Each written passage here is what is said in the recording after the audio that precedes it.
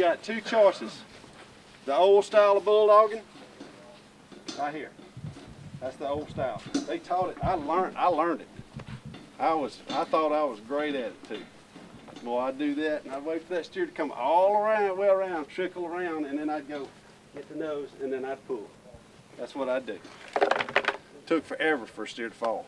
I mean, because he was, look, you talking about sliding steers, throw him out of a slide. If I got that steer and he's going like this, and then all of a sudden he goes bam right here, that's pretty fast.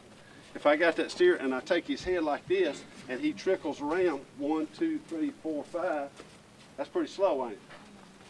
So when we talk about cattle coming over you, we want the actual cow, the steer's body, to come over your right shoulder, right? We want you to slide, get in the ground, use your feet, and the steer to slide. You come do it, and I can kind of, all right? See how he's got got in place right there? Now, that steer's got nowhere to go. Now, what all he's going to do, he'll keep driving him hips, and when I come over, that's when he gets the nose. He's not doing anything up here. See how quiet he is? If you noticed, every run that was made, with the exception of one, their upper body didn't do anything. They stayed firm, stayed square. So, and the only thing, you saw what he did with his hips right there? He moved back and went to the nose, okay? That is a, it's got a little water in it. All right, all right, so anyhow, so that's why we're trying to get you to do what we're doing with our stance, okay? Everything we're doing is right here. See where my elbow is? I'm bringing them cattle, I'm bringing them right here. Okay, I'm moving them across me.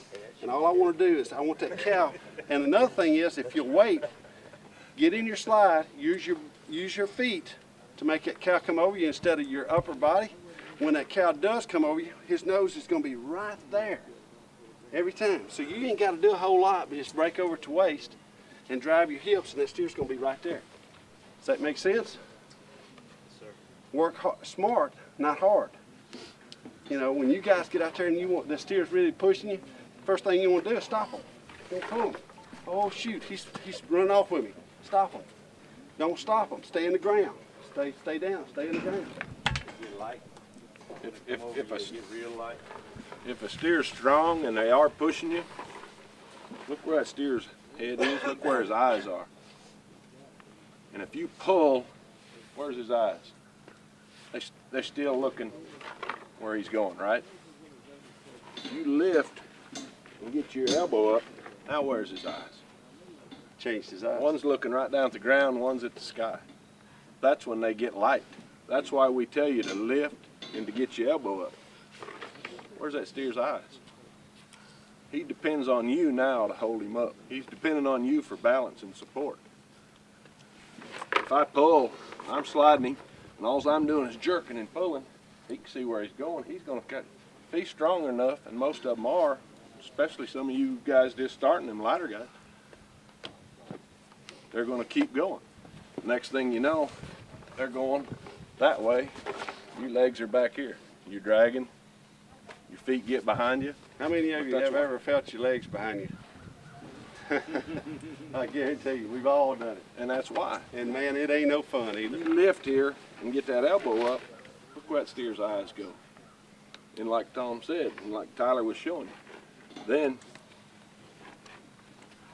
until you feel it, until you do it, you take a hold of the steer and you feel that weight come off of you, it's like he's as light as a feather in a Tyler.